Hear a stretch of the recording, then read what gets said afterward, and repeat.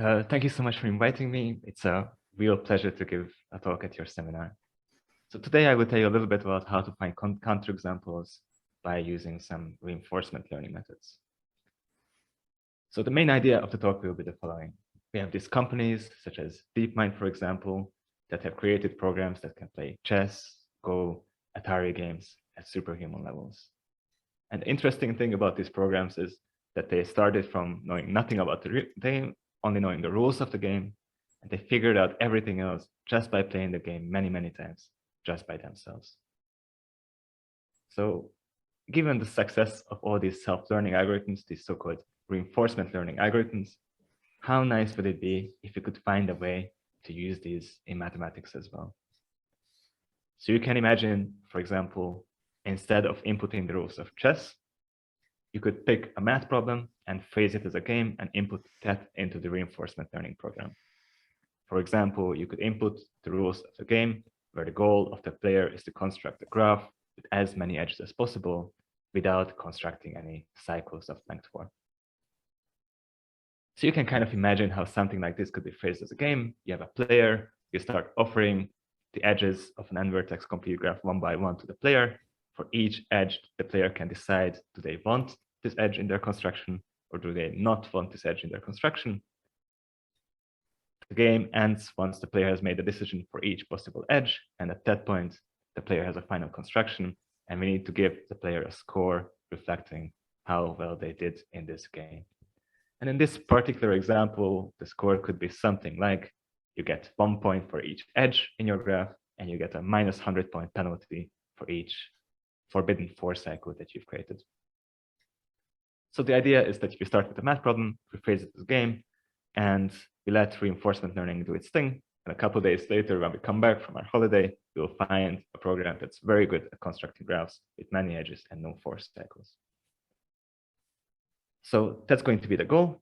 And the reason this would be good is that if this approach works, then this would be an extremely general approach to attacking math problems.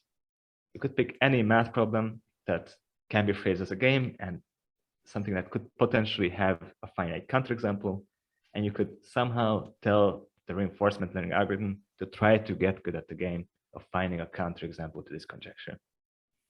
So this is going to be the goal for today. Now, if you decide that your goal is going to be to find counterexamples to conjectures using RL, there are 2 main things you can do.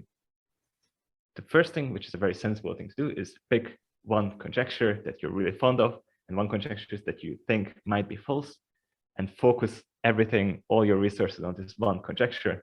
Try to pick the best reinforcement learning setup that works best for this one particular problem, and try your best to disprove this one conjecture.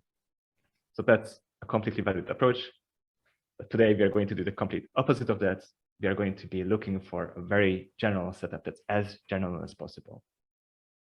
Our goal will be to have one reinforcement learning setup that doesn't know anything about problems.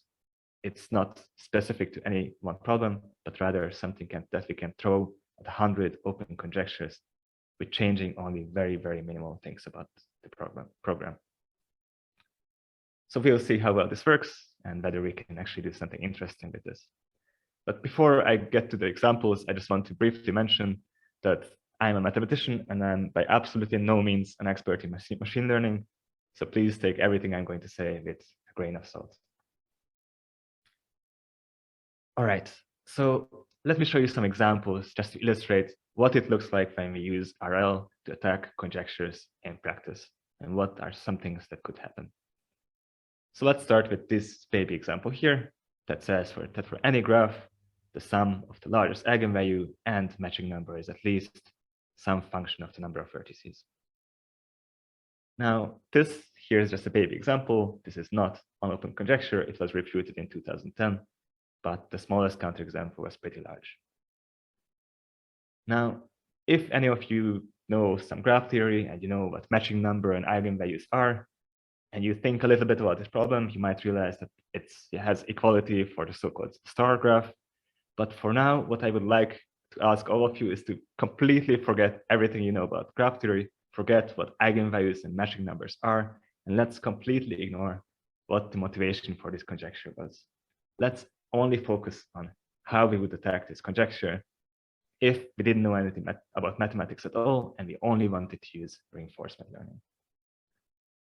So if we want to attack a problem like this using reinforcement learning, we need to do two things. We need to first phrase this conjecture as a game or a finite sequence of finite decisions. And second, we need to decide what the score function, the reward function for this game should be. So how should we do it for this particular example? Well, we can construct a graph in the same way as we did on the very first slide. The game is going to be someone offers the player edges one by one. For each edge, the player can decide to accept or reject it, and the game ends once the player has made a decision for each possible edge. So that's one way to phrase constructing a graph as a game. Now, what should the reward function be? Well, there are a couple of sensible options here. One of the most natural things one can do is, in this case, well, we want to minimize lambda plus mu of the final construction. So let the reward function simply be lambda plus mu, which in this case we want to minimize, but it's the same thing as maximizing minus lambda minus mu. And in this case, that's all we have to do. We phrase it as a reinforcement learning problem, we define the reward function, we throw the algorithm at it, we go away for a few days, and when we come back, this is something that we might be able to see. So here, the blue line represents the score that the program was able to achieve. In the very beginning, it had absolutely no idea what it was doing. It was just generating random graphs, and the score was very, very high. But over time, this blue line started decreasing, and eventually, this blue line went below the orange dotted line. Now, the orange dotted line represents the right-hand side of this inequality. So the fact that eventually the blue line went below the orange dotted line simply means that at 5,000 iterations, the program managed to find a counterexample to the conjecture. And many times, that's really all there is to this method. There's an obvious way to phrase a conjecture as a game. There's an obvious reward function. You plug it in, and you just hope for the best. If it works out, like in this picture, then you can go back, you can open up your neural network, you can see what the best construction is. And in this particular case, this graph here happens to be the counterexample that the program was able to find. And interestingly enough, I'm pretty sure this conjecture is true up to n equals 17 or 18, and this is essentially the smallest counterexample there is to the conjecture. Another interesting thing you can do is you could look into a neural network even more, and you can look at how the best constructions have evolved over time. In this case, the pictures look something like this. You can see on the top left, initially, it had no idea what it was doing. It was just generating random graphs. And then it very quickly realized that sparse graphs are better. And eventually, over time, this kind of balanced double star structure has emerged. There's a question. Yes, Jimmy? Sorry, just as a clarification. So you found a better counterexample than the one that's previously reported in the literature? Is this the smallest known counterexample? Yes, so this is a picture for 19 vertices, but the same graph for 18 vertices is also a counterexample. And I'm pretty sure that that is the smallest that exists. I don't have a proof of that. Okay, so but your generation game needs to predefine the number of vertices first, right? So you got to sweep that parameter somehow as part of your training. That's correct. So I just try different values of n and hope for the best. And take long holidays and have lots of GPUs. That's correct. Yeah. Hey, Adam, quick question. What kind of reinforcement learning technique did you use? Yes, so I will talk about that in the second part of the talk. Right. I was using something called the cross-entropy method, which is a very nice baseline method to try. And it's also a very simple RL algorithm, but there are definitely better ones out there. The good thing about this one algorithm that I use is that it was very, very stable. So it was easy to really throw at 100 conjectures without too much thinking. But I will talk more about this a bit later. Yep. Okay, so this baby example here illustrates the best possible thing that can happen. You plug in the obvious things, everything just works out, and you're happy. You disprove the conjecture. So there's not much to say about these cases, but fortunately, many times more interesting things can happen. So what I want to do in this talk, I will present to you 5 more examples. And the way I chose these 5 examples is that each of them will illustrate something different, something unique that can happen, or something that we need to pay attention to when we apply this method. So that's going to be my time for the next 20, 30 minutes, show you these 5 examples. All right, so let's get started. One of the most common things that can happen is going to be illustrated in this example here. So here we look at a conjecture from 2016. Again, it says something about the sum of proximity and some distance eigenvalues of graphs. But once again, let's completely ignore what the motivation for the conjecture is. Let's here only focus on the reinforcement learning aspect of it. So now you can see why I picked the previous example as a baby example, because it's extremely similar to this one. So we already know how we should go about attacking this conjecture. We need to phrase it as a game in the exact same way as before. We start offering edges one by one. And the reward function, well, the only thing we need to change from the previous program is change lambda 1 plus mu to pi plus delta. Otherwise, we can use the same exact program as before. So we have the same setup, the same way of phrasing a conjecture as a game, same way of choosing reward function. Let's run it for n equals 30 and see what happens. And in this case, this is a picture that you come back to a couple of days later from your holiday. Now, the interesting thing about this example, this flower here, is that the value of pi plus delta for this particular graph is something like 0.4. But the conjecture was that pi plus delta is always positive. So the fact that in this picture, pi plus delta is 0.4 simply means that this graph is not a counterexample to the conjecture. Reinforcement learning by itself was not able to disprove the conjecture. This happens very often. But in some sense, this is completely fine, right? Because as soon as you have a picture like this in front of your eyes, and you put it on a tray and you take it to any undergraduate mathematician, it will be completely obvious what kind of graphs, what kind of structure we should try if we were looking for a counterexample to the conjecture. We just take this flower, we increase the number of petals, we play around with the length of these 2 parts. It turns out, if you start playing around with these things, there's no way that you will not eventually find a counterexample to the conjecture, because already something like this, as soon as you have enough leaves in this one specific point, happens to be a counterexample. So this was an example where reinforcement learning by itself was not able to find a counterexample, but many times the insight it gives us by simply finding the best construction for a large value of n is enough for humans to just do this last step of generalizing this construction found by the RL.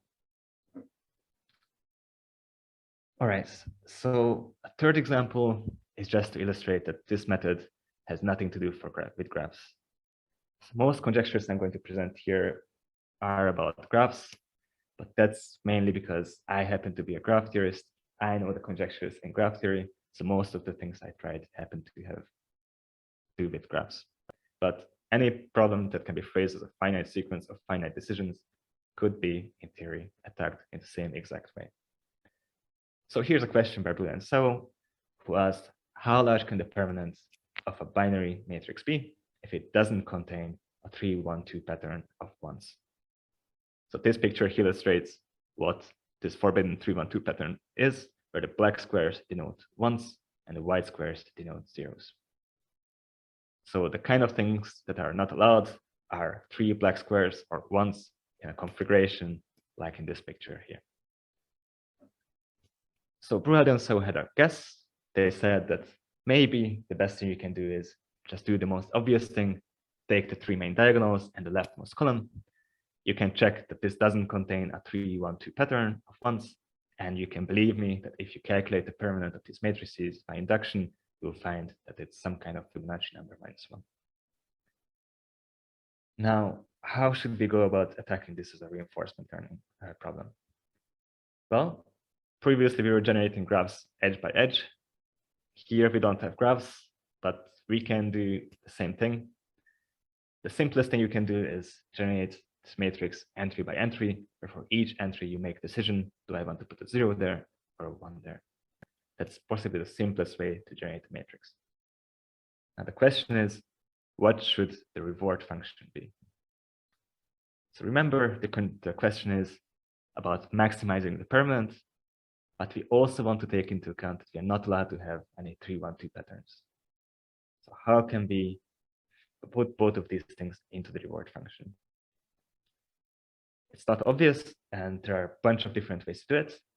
One way that is the most natural to me is to have the reward function be the permanent of the matrix minus some kind of penalty, depending on how many of the forbidden copies of these 3-1-2s we have in the final construction.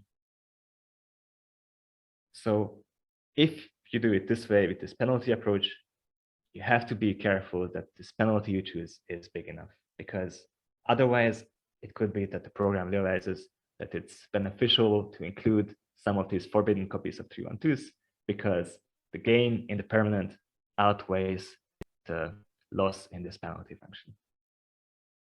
But as long as you don't make this mistake and your penalty function is big enough, this method does work. And it turns out that the best constructions are something much more complicated than in the previous picture. And one interesting thing to me about this particular problem is if you look at this initial segment of permanence, you see these numbers 1, 2, 4, 8, 16, 32, 64, 120. And when I first saw 120, I was absolutely convinced that my program was just not able to find the best construction. But I went back and I did some mathematics, specifically to n equals 8, and I managed to make a computer backtracking proof work eventually. It turns out that 120 is indeed the correct value for n equals 8. So this pattern of powers of 2's just happens to break down at 8 for some really bizarre reasons. All right, so far we've seen 3 examples where it is always pretty obvious how we should go about phrasing this problem as a game. It's not always that obvious, unfortunately. So let me show you one example of that as well. Don't worry too much about the conjecture. It roughly says that if you have a tree, you can attach 2 polynomials to it, you can associate 2 polynomials with it, and this conjecture says something about where the largest coefficients of these 2 polynomials occur.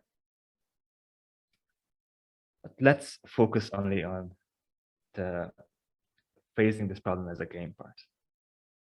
So if you were basing your ideas just on the previous 3 examples, you might just say something like, well, I'm going to generate a graph edge by edge just like before.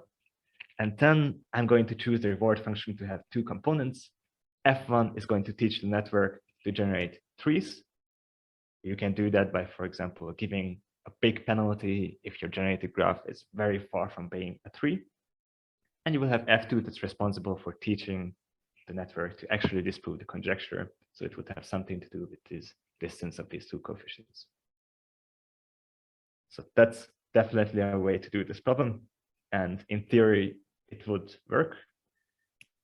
In practice, however, my experience is that whenever possible, one should avoid having reward functions that have multiple components that are responsible for teaching very different things to the network. It's not always possible to avoid it, but if you can get rid of one of these 2 components, then my experience is that everything is going to perform much better. So what about this case? How can we get rid of one of these 2 components of the reward function? Well, we cannot get rid of F2 because F2 is the conjecture itself. So we would like to get rid of F1. We don't want to teach the network to generate a tree. Rather, we would love to have the network generate a tree directly. In order to do that, we need to phrase the problem of generating a tree as a finite sequence of finite decisions. Luckily for us, in the case of generating a tree, there are a couple ways to do that. One of them is by using something called a proofer code, which is a bijection between trees and words of length n-2 from an alphabet of size n. So if instead of generating a graph edge by edge, you generate a proofer code digit by digit, then you can drop this F1 because you're already guaranteed to generate a tree, and your reward function will have only 1 component, and everything works very well, and you will have found a counterexample. Now, this is a very common thing where one of these components is responsible for generating an object or a graph of a certain property. So for example, for planar graphs, there exists such bijection between planar graphs and some finite sequences of finite decisions. Sometimes for some special objects, depending on your field, there might not exist such bijections, but maybe you can still get away with some heuristic, almost bijections. But sometimes such encodings simply don't exist. And if that happens, you will end up with a reward function that's very difficult to optimize, because if you have multiple components, it will be very difficult to get rid of any of them. So let me show you one example of a problem where the reward function will have multiple components, and I don't know how to get rid of any of them. Now, because the reward function is going to be a bit more complicated, unfortunately, the problem statement also has to be a bit more complicated. Don't worry too much about the mathematics if you're not interested in it. Just try to get the general melody of what the problem is saying. So here we'll be talking about graphs again, and to graphs we can associate matrices, such as the adjacency matrix, where the ij entry represents whether vertex I and vertex j are connected. Instead of adjacency matrix, we'll be looking at something called the distance Laplacian, which the ij entry will be something like the distance between these two vertices. So it's the distance version of the adjacency matrix. Now, we often care about the spectral properties of this matrix, specifically about the eigenvalues, and we'll be interested in knowing if we have two graphs that have the same eigenvalues, what other properties must they share? So there was a recent survey about what properties must two graphs with the same eigenvalues share.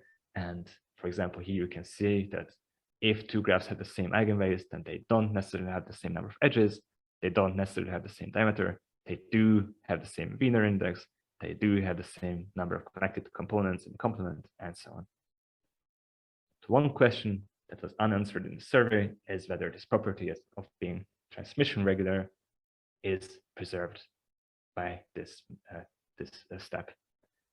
So if you want to show that the answer to this question is no, then the task is going to be to generate two graphs that have the same eigenvalues, but one of them has this weird property of being transmission regular and the other one doesn't.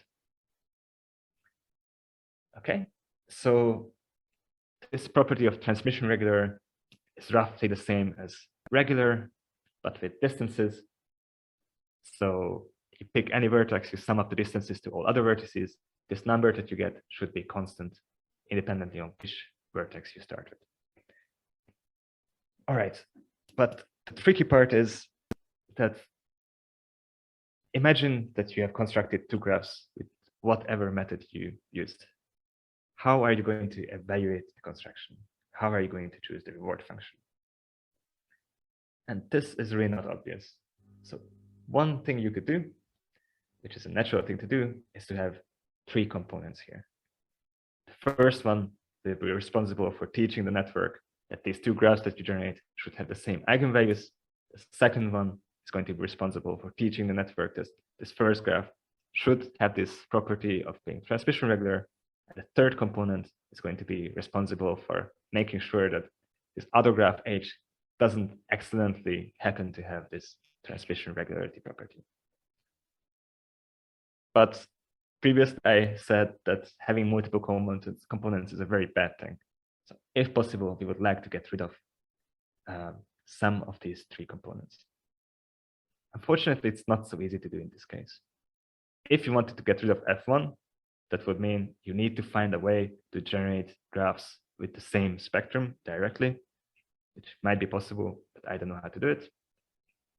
If you want to get rid of F2, you need to be able to generate transmission regular graphs directly. Again, there are some heuristics, but none of them work really well in my experience.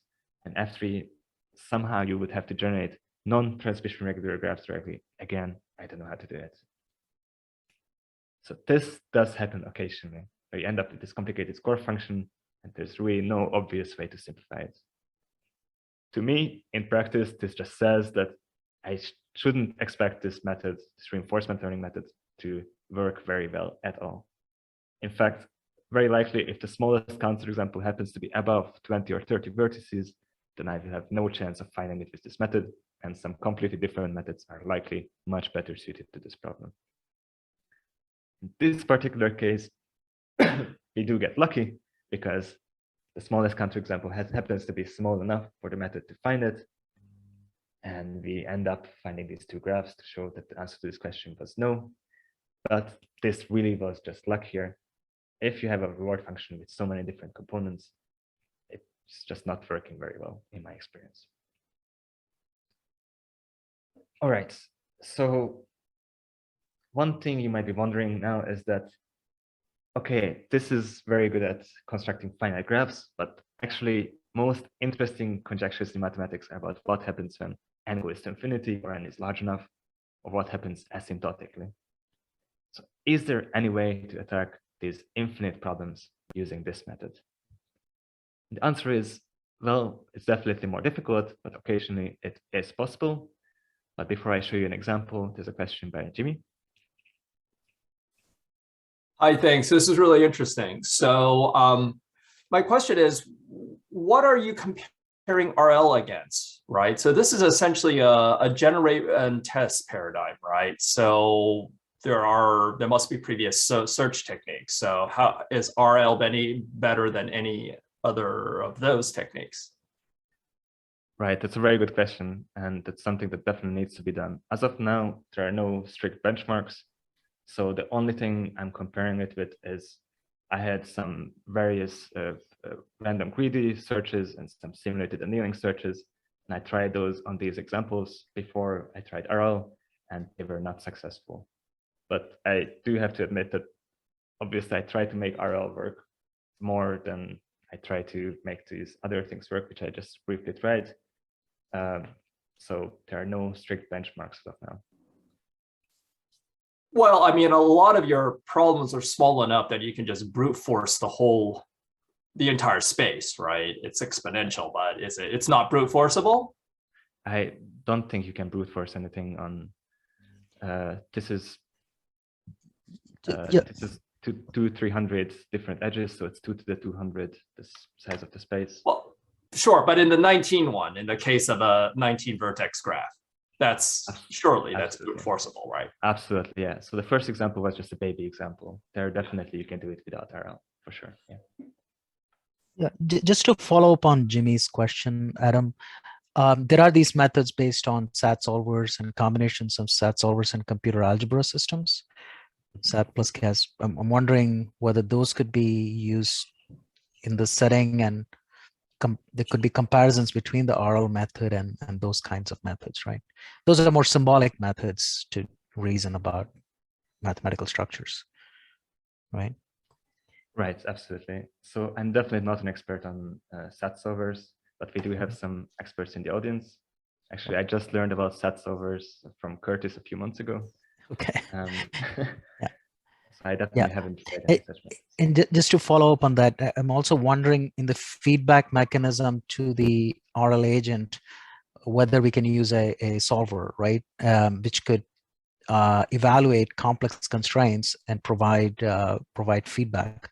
So you don't have to necessarily evaluate those constraints, write code to evaluate those constraints. You can just use a solver to do that for you.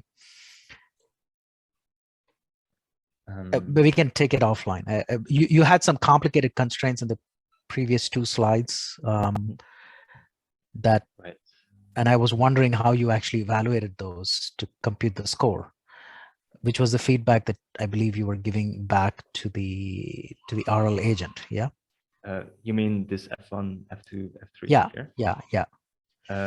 Right. So F1, I simply use the L2 distance between the two spectra. Okay. So that's easy. Yeah. Yeah. F2, I think I just looked at the transmission sequence. So for each vertex, you compute the sum of distances. You get a sequence of numbers of length n. And I think I took something like the L2 distance from its average. So how far it is from a constant function.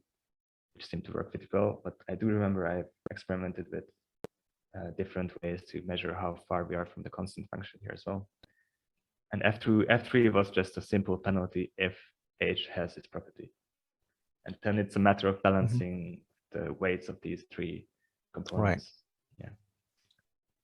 But I'm wondering whether, you go into more complicated scenarios where these solvers are not easily, but we can take this offline. There was another question, I believe, from Mark.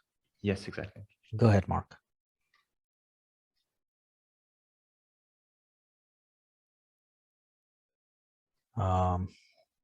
Mark is not to be seen. Sorry, Okay. my computer crashed right when you were calling me. Oh, okay. Yeah. Go ahead. Sorry, I don't want to delay more. I was just asking what going to ask what the action space was in this last example. I don't know. I couldn't catch it. You just score. We were still generating graphs edge by edge, just like before. Oh, okay, just try adding one more. I thought with that structure you had to have something more complex. So. Okay, but yeah, I mean, what Vijay was talking about, getting feedback from some other thing, that'd be interesting, a way to think about a more complex object. And part of the reason, right, that it's hard to have it learn when you've got a score function with multiple parts is like basically you're guaranteeing it can't be something that's convex or simple to optimize. You've got multiple constraints, so it's the same as any kind of optimization. If that function's simpler, it'll work better, right? But yeah, interesting. Okay, thanks. Yeah, thanks for the comment. Yeah.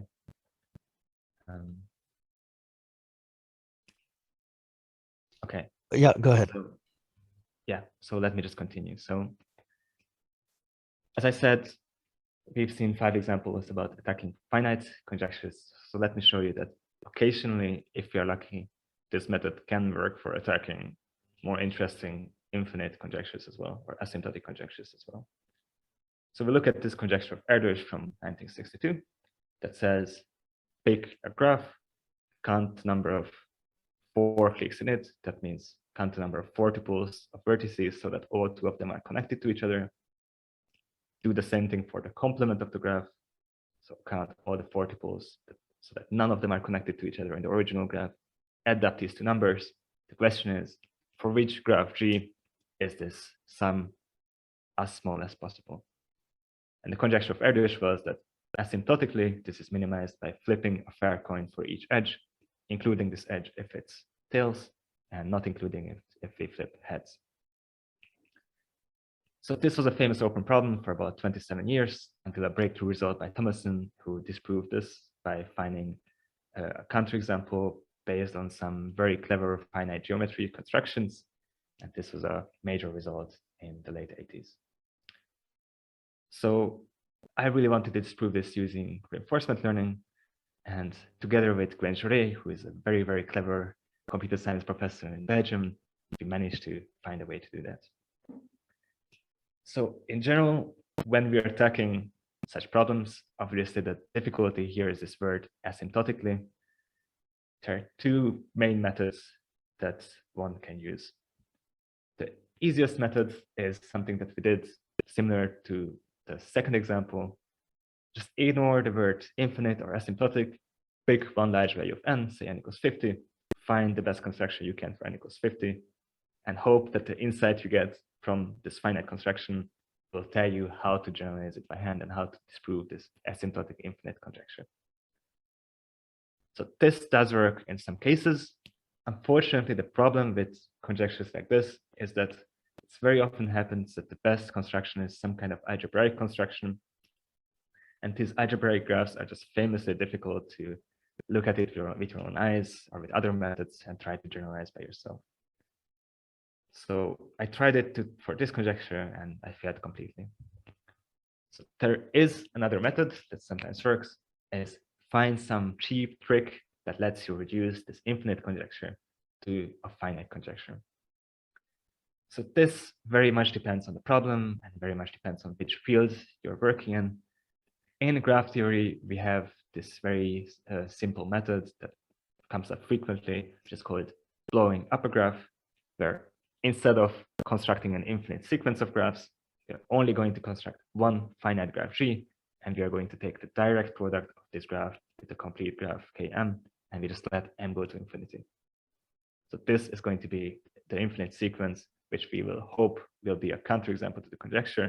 And the good thing is that we would only need to construct one finite graph G this way. Now, the reason this method happens to work for this particular problem is that this reward function as m goes to infinity only depends on properties of G. There's some kind of easy formula that you can work out for yourself. So you can use this limit object here as your reward function. And if you can do that, then there is a chance that this method will work. And in this case, if you plug it in for n equals 34, and you've done everything right, you end up finding a counterexample with this method. So to me, this really shows that if Andras had made this conjecture today, it definitely wouldn't have been open for 27 years, because with methods like this, we could have easily disproved it in a matter of a few days. Now, in the previous examples, I've always shown you what the counterexample was. Unfortunately, once you start working on these really interesting problems like here, it starts making less and less sense.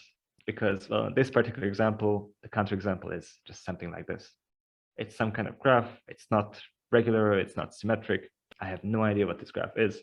It just happens to be the smallest counterexample that we were able to find. And that, to me, is one of the biggest drawbacks of this method, that even if you succeed, the only information you get often is this one bit of information that the conjecture is false. But if you look at the paper of Thomason, you can actually get much, much more out of it. You can get an understanding out of it about why this conjecture is false. And it's much easier to build on a mathematical disproof than on a computer disproof, for sure. All right, so these are the examples that I wanted to show you. And in the next 15, 20 minutes, I will talk a little bit about what RL approach we used here. Are there any questions before we move on to the reinforcement learning aspect? Adam, there's a comment from Christopher in the chat, if you could maybe address that. That's a very good point. So genetic algorithms instead of RL, absolutely, these are also a very nice method to use. I don't have much experience with them myself. Yeah. Oh, yeah, that was my question. I've tried to use genetic algorithms to find various examples or counterexamples in many cases. So this is very similar way of thinking. But for this particular infinite asymptotic example here, how is this a counterexample? Because you have to show that this is achieving a value which is below the value achieved for any random graph. Is that for random graphs, is that known to be? Is that value known? What is the, yes. Yeah. Okay. So that's how you. good. Right. Sorry. So yes. So the question is, how can we show that this value achieved by this graph is better than for all random graphs? Yes. So the thing is, what is meant by this conjecture is that this value of k for g plus k for g complement, if you evaluate it for random graphs, you get a random variable that's very highly concentrated on one specific value depending on the number of vertices. So that fixed value is that function of the number of vertices is what you have to beat. Okay, so you just have to be below that value for your infinite sequence. Yeah, thank you. Yes, absolutely. No, it's a very, very good question. Okay.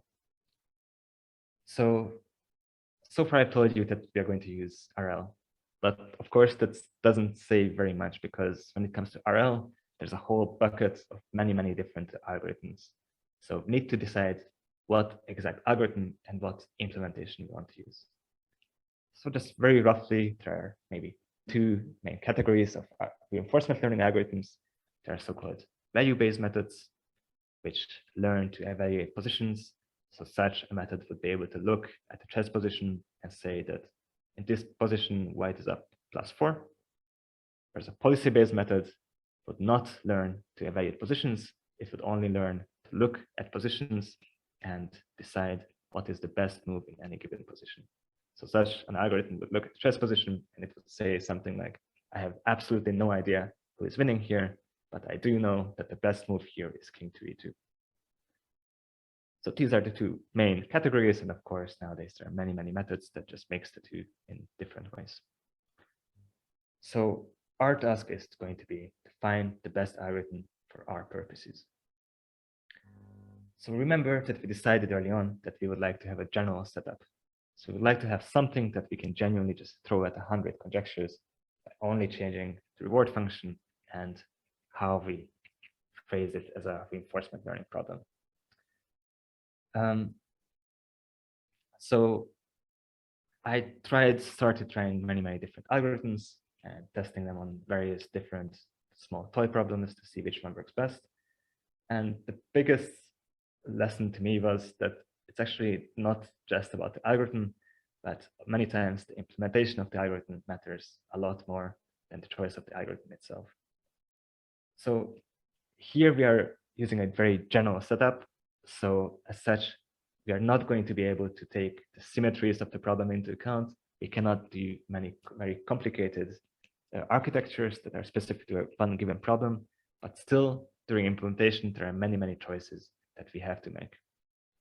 For example, even in the easy case where we are generating a graph, you can offer the edges in the same fixed order, or you can also always offer the edges in a different order, maybe a random order, because maybe a random order would help the network learn to generalize more, but maybe it would just confuse the network. You can also generate a graph vertex by vertex, and at every point you ask the network which of the previous vertices do you want to connect this new vertex to. Or you can do something with an action space of size n squared, where you always ask the network which edge would you like to add to the existing graph. These are all very valid options, and it's not obvious which one is best for which problem. And you can also do other things, such as you can do multiple passes over the edges. This way, if you make a mistake, you will have a chance to correct your mistake. But the downside is that each game would last twice as long, and you will get half as many experiences into the same amount of time frame. You can do the opposite of that, where you offer edges in batches. So you offer 5 edges to the network in any given time.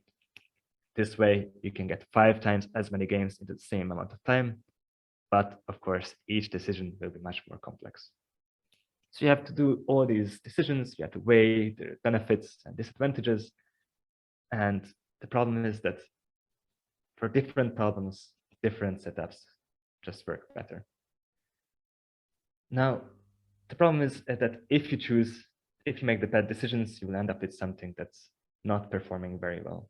So in general, there are a couple of main reasons why a reinforcement learning algorithm might not work. These are very general problems.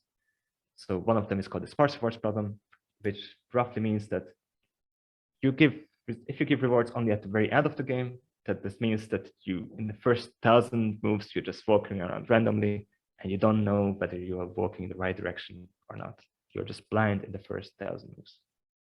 And this directly ties in with this credit assignment problem, which roughly says that if you just played a game that lasted 1,000 moves and you got a very good score out of it, how do you figure out which of your 1,000 moves was responsible for getting this very good score?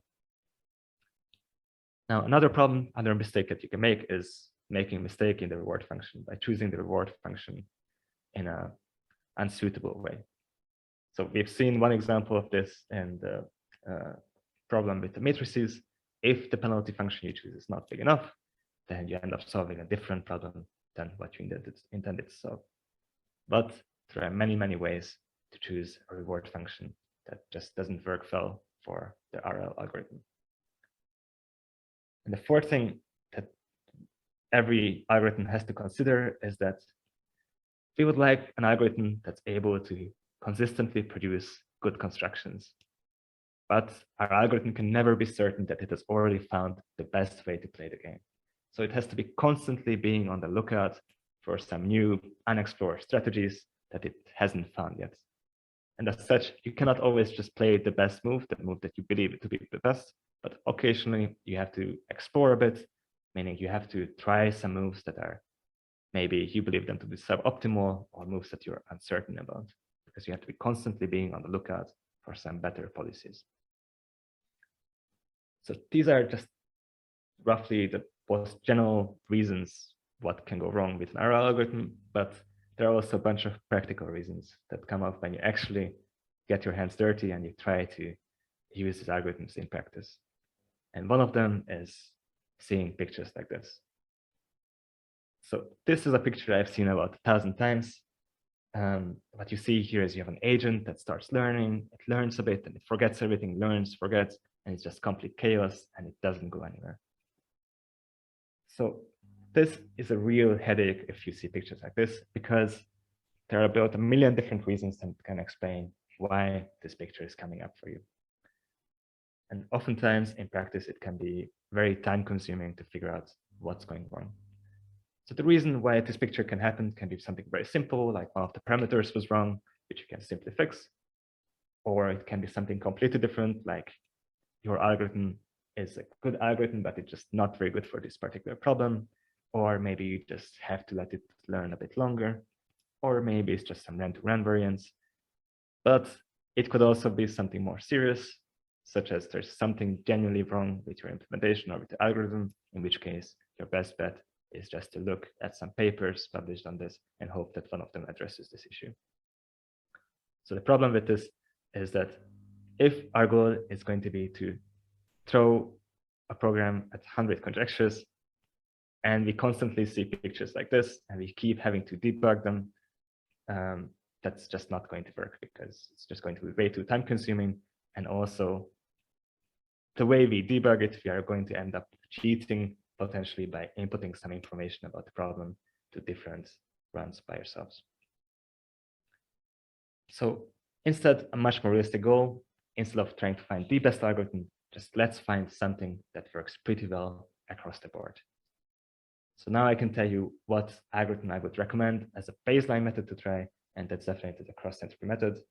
And the reason why I would absolutely recommend this method is these 2 words. It's a very, very stable algorithm. So if you use the cross-entropy method, you're not going to see pictures like this ever. And I cannot emphasize enough how much of a blessing it is that you won't have to deal with this kind of chaos happening over and over again.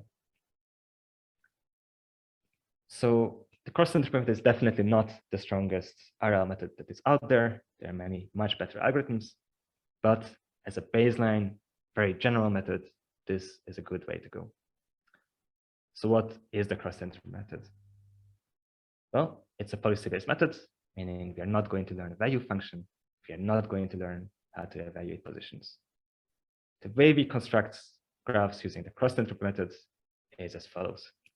First, you take an empty graph and a pointer to the first edge, and you input these 2 things in the neural network. It outputs a probability distribution on the first edge. Say it says something like, take the first edge with probability 0.7 and reject it with probability 0.3. You sample your first edge according to this probability distribution. Let's say you ended up taking the first edge. Now you have a graph with 1 edge. You plug it right back into the neural network, and now you add a pointer to the first edge.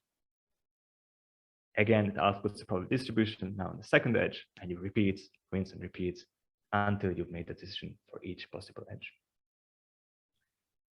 Now the question is, how does learning occur in this method?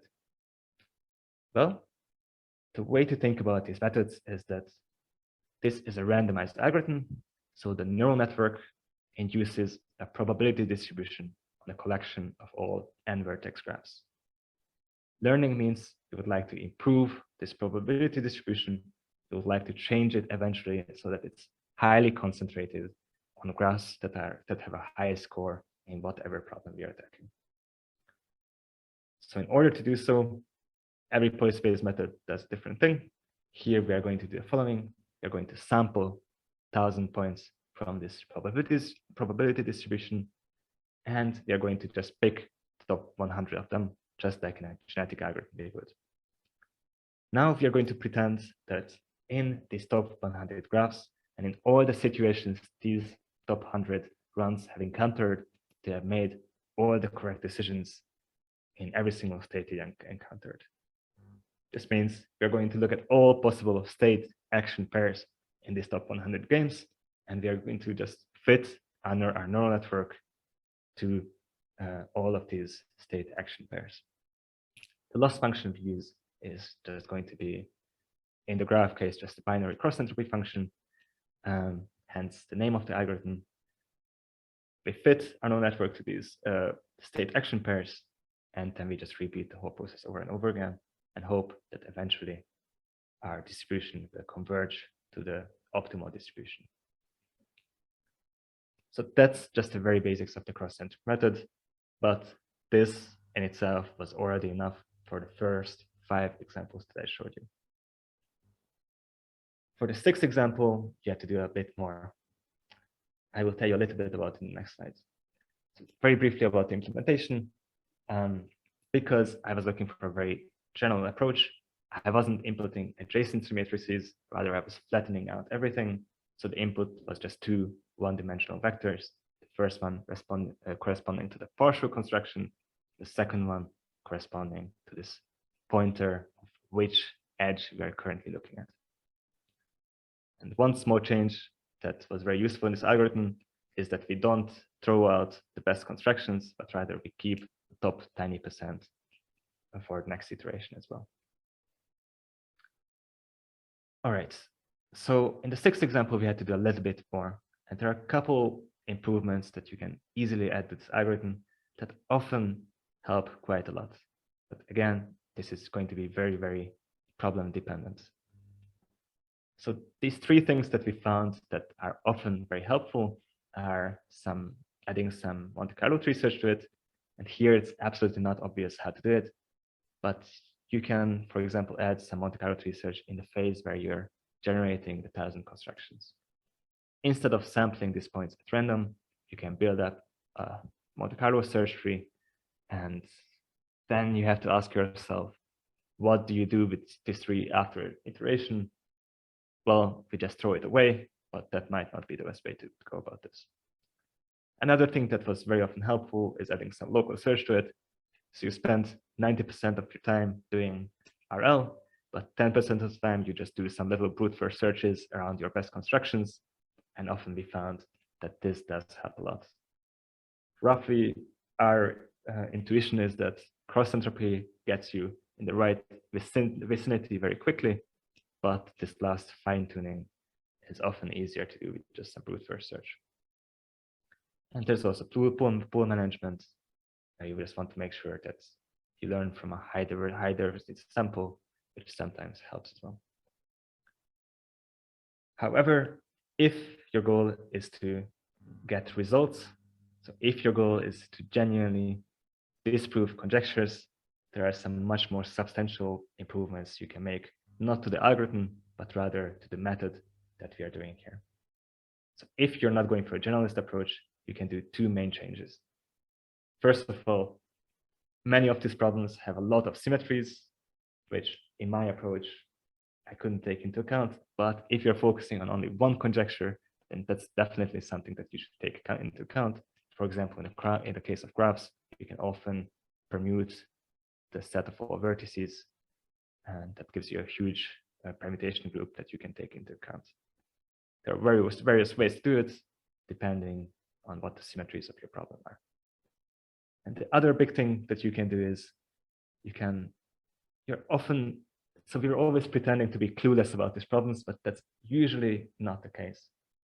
So often you can just go to a mathematician, ask them to tell you something about the problem, because often they can tell you something like, if there's a counterexample, then these 2 vertices have to be always connected, or it must have 17 edges, or something like this.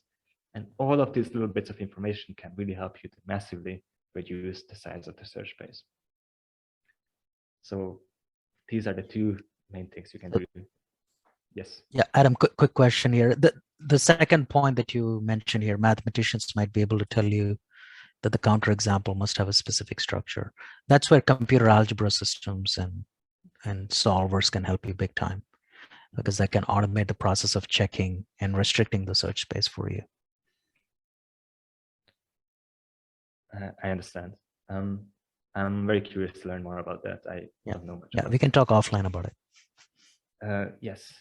So one example I wanted to mention just for this second point, if you think back on this very first baby example that I showed you about the largest eigenvalue in the magic number, if you start doing a little bit of mathematics there, you can quickly realize that if there's a counterexample, then the smallest one has to be a 3. So one thing you can very quickly do is you can just check trees instead of graphs, and that will give you a massive, massive speed up, and then you can even easily find the counterexample using brute force search. So these informations can really help you quite a lot. Okay, I wanted to, just to finish off, I wanted to mention a recent work. So this was a group of 10 people, 10 researchers at DeepMind, who teamed up with mathematicians Geordie Williamson, Mark Leckenby, and Andras, and they did a different approach to using machine learning in mathematics. They also got some results in rep theory and topology. Their goal was not the one I presented here, where we're starting from first principles, but rather their idea was that human-computer collaboration is stronger than just computer or just human itself. So their goal was to use machine learning to kind of elevate top mathematicians and help them make good predictions about what conjectures may or may not be true. All right, so that's all I wanted to share in terms of the future goals. Well, the two main goals is in the RL direction, just find better ways to attack mathematical conjectures using RL, figure out what algorithms might be better suited for this problem. But in general, the most exciting research direction is to find other ways to use machine learning in mathematics. It's clear that there are a million different ways to do it. Most of these methods are completely unexplored, and there's definitely a lot of low-hanging fruit in this area.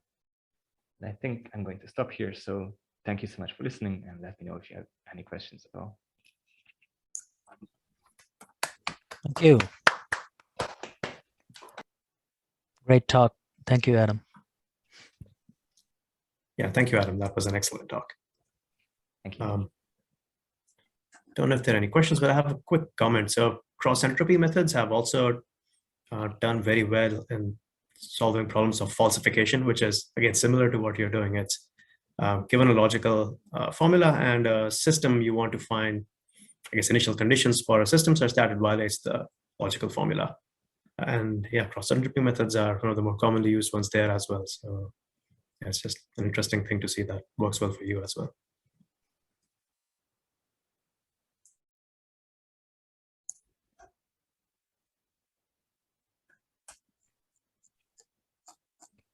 Okay, I guess I should just add one thing that, so I showed you here 6 examples where this method has worked very well, but I should say that I definitely didn't show you the 100 other examples where this method has completely failed. So definitely not the case that this is a magic thing that we can just throw at anything. Right. You get a solution. We're very far from that. Adam, one last question. For the 6 examples you showed, were there any new results, or they are verifications of existing ones? So this 6th one has already been disproved. Mm-hmm. The 5, 4, 3, and 2 are all new results. Okay.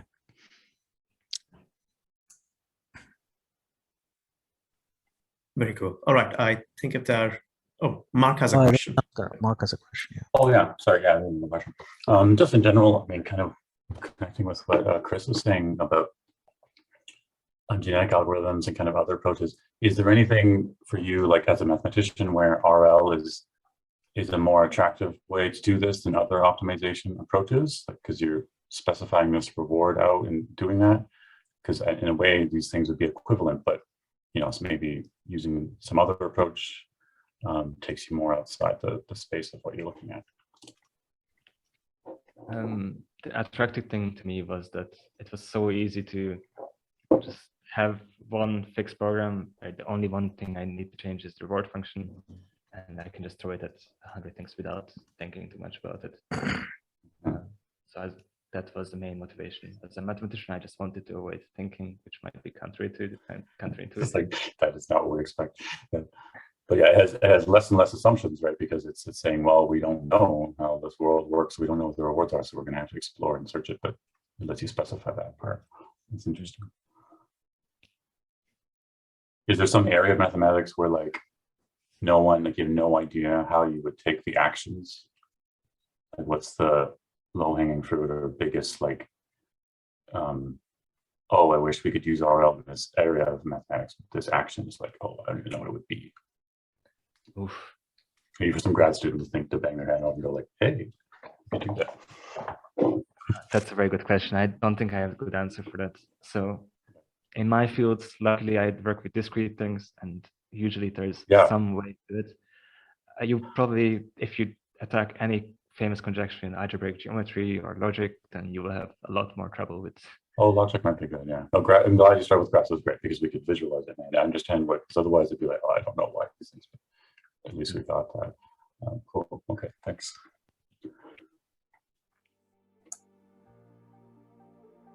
Great, so thank you again, Adam. Thank you for the great talk, and thanks everyone for attending.